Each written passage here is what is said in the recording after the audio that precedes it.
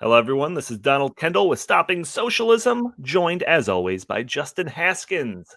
Justin, you wrote a column on Fox News recently titled Millionaire Hollywood Leftists Use Coronavirus as Excuse to Justify Socialist Policies.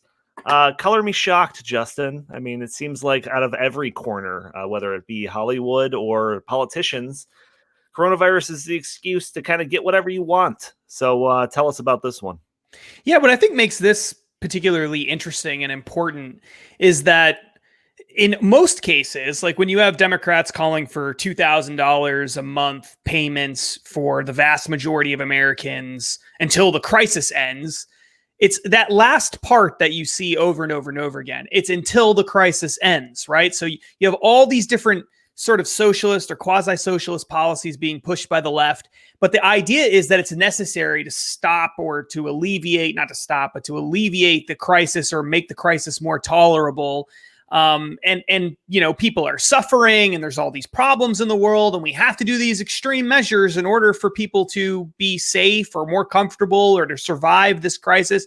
That's always how it's being painted. But this particular story is so interesting to me because that's actually not what this is about. It's not about what do we need to do in the middle of the crisis to try to make things better for people. It's essentially when the crisis ends, we can't go back to the way of life that we had before. That's what this is about. It's Hollywood celebrities, artists, famous people from around the world coming together and saying, in order to save the planet, we can't go back to the way things were before. We can't go back to the way things used to be. So we have to learn our lesson from the COVID crisis and readjust and change our lifestyle and change our expectations for the world and change all of these different things. We'll get into the text of the letter that they penned and published in Le Monde, a French publication. Perfect.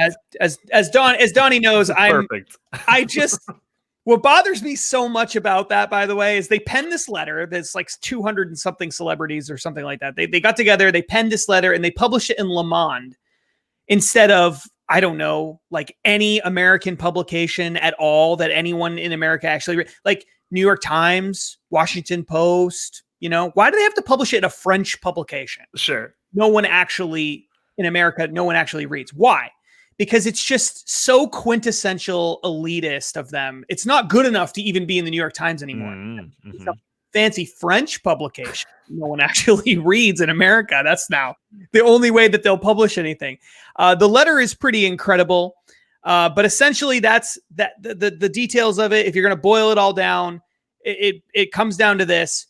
We are facing mass extinction of life on Earth because of global warming and a whole bunch of other things. And COVID is a wake-up call for us.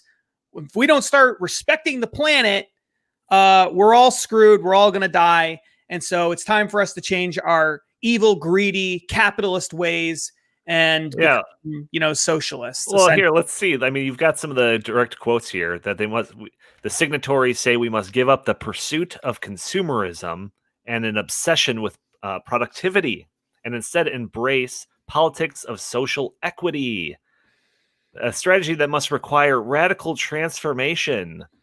That seems pretty in line with the thing that our entire channel is dedicated to stopping, which is socialism. Yeah, it's a good fit for us, I think. It's a good fit for us. Yeah, it says the COVID-19 pandemic is a tragedy. That's how it starts. It's a tragedy. This crisis is, however, so this is the good news. It's a tragedy, but there's good news. It's inviting us to examine what is essential. And what we see is simple. Adjustments are not enough. The problem is systemic. The ongoing ecological catastrophe is a meta crisis, not just a regular crisis, a meta crisis. The massive extinction of life on Earth is no longer in doubt, and all indicators point to a direct existential threat. Unlike a pandemic, however severe, a global ecological collapse will have immeasurable consequences. In other words, it'll be way worse than this pandemic. And then, therefore, we solemnly call upon leaders and all of us as citizens to leave behind the unsustainable logic. I love that. It's unsustainable logic Yeah. that still prevails, and to undertake a profound overhaul of our goals, values, and economies. And then it gets into that stuff about ending the pursuit of consumerism and an obsession with productivity, because productivity is horrible. Yeah, that's you have terrible. to stop obsessing over it. And for these reasons, along with the urgency of renewing with a politics of social equity, we believe it is unthinkable to go back to normal. The radical transformation we need at all levels demands boldness and courage. It will not take place without a massive and determined commitment. We must act now. It is as much a matter of survival as of dignity and coherence. It's pretty amazing. And I think like the thing that's most amazing about this, it's not the most shocking. Like I said, I kind of made a joke about that. It's not the most shocking thing to see like these celebrities signing on to a letter like this. But what it smacks of is just like hypocrisy, because these are like the most well-off people that you could possibly imagine that are signing on to this. I think that it said one of the more popular, well-known signatories on this is Robert De Niro. It's like that guy's worth like $500 million or something like that. That's right. So it just kind of Definitely. reminds me of all these videos that were coming out during the first few weeks. I think some of these celebrities have learned since then, but the first few weeks of this coronavirus, panic, where they're like, we're all in this together. And they're like making these like Snapchat videos from like inside their mansions or in their like 30-acre backyards. So it's like, yeah, why don't you start first when it comes to getting rid of consumerism and this idea of productivity? Why don't you start first, see how it works for you, and then maybe we'll follow. Yeah, it's amazing. In the same art, in this letter that talks about ending our obsession with consumerism, one of the key figures in this, one of the most famous people in this, is Madonna. Okay, of course. And I found this. All I did was Google Madonna's home just to see what Madonna's life is like, right? Because I couldn't even begin to imagine. And I found this article. I mean, you can't make this up. Find this article that's titled "Inside Madonna's Incredible Lisbon Palace," where she is self-isolating. This is about how she's riding out the coronavirus storm, okay? While she's lecturing all of us about our obsession with consumerism, it says here, Madonna is just one of many celebrities who have taken to self-isolating amid the coronavirus pandemic. She lives in Lisbon, Portugal, with 6 of her children, and she moved there in 2017 so that she could pursue her son could pursue his dream of becoming a professional soccer player.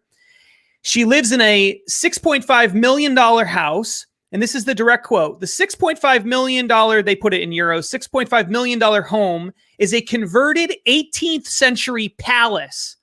Palace! And it has 4 floors, 4 bedrooms, seven bathrooms, a guest house, and even a separate cottage for the caretakers. This bathroom right here in this picture, I think, is as big as my apartment. Yeah, for the caretakers, which is a fancy way of saying servants. Oh, sure. Since staying indoors, Madonna has shared several photos of her home, and it really is fit for a princess. Oh my gosh. Yes. Now, I mean, just think about that. Just think about that, right? Like she is the same person who's living in a 18th century converted palace in Europe is telling us, the rest of us, that we need to abandon our pursuit of consumerism and an obsession with productivity, which denies the value of life itself, that of the plants and animals and a great number of human beings. Are you kidding me? Like, it's just unbelievable. Like, it's one thing, we love to point out like Leonardo DiCaprio complaining about climate change as he flies around the world in his private jets or whatever. Like that's obviously terrible, but this is, I think, worse. This is worse. This is to lecture us about consumerism from your converted 18th century European palace. Right. Is just with 7 bathrooms, 7 freaking bathrooms. Are you kidding me? Justin, it's not like she built a new home. She's recycling. You're right. You're right. If only all of us could recycle palaces into homes. She's got 7 bathrooms. I've got 1. I got 1. I don't understand. I don't understand this. is my obsession with consumerism in my one bathroom, is that really what we need to focus on? How many people have 7 bathrooms in this country? How Justin, many? Your logic is unsustainable. It is Please stop. unsustainable. You're right. It's unsustainable. What does that even mean, by the way? How can logic be unsustainable? You know, I don't mean to like, I'm an editor by trade, right? I don't mean to get like all grammatical on people or whatever. But if something is logical, it's logical. The idea of something being logical and then being unsustainably logical is ridiculous and nonsensical. It doesn't make any sense. If something is logical, then it is logical, which means it's a good, there's something good about it. There's something positive about it. You can't say that something's logical, but unsustainably so. That's ridiculous. That doesn't even make sense. It sounds like something that comes from someone who lives in a converted 18th century European palace. Yeah. That's what it sounds like. Yeah. So I'm not surprised. Yeah, it's horrible. It's at its best, it's virtue signaling. At its worst, it's a push from elitists to get our country towards collectivism and socialism. So yeah, just all around awful. And this is the stuff. These are kind of the stories that we like to highlight on our Stopping Socialism videos here, just to kind of point out the ridiculousness of some of these things. So if you are interested in seeing more videos like this, check us out on different social media. On YouTube, it's Stopping Socialism TV. On Facebook, Stopping Socialism. You can also find our Instagram account as well. Justin, any last words? Where can people find you? At Justin T. Haskins on Facebook and Twitter. All right. Thank you all for listening.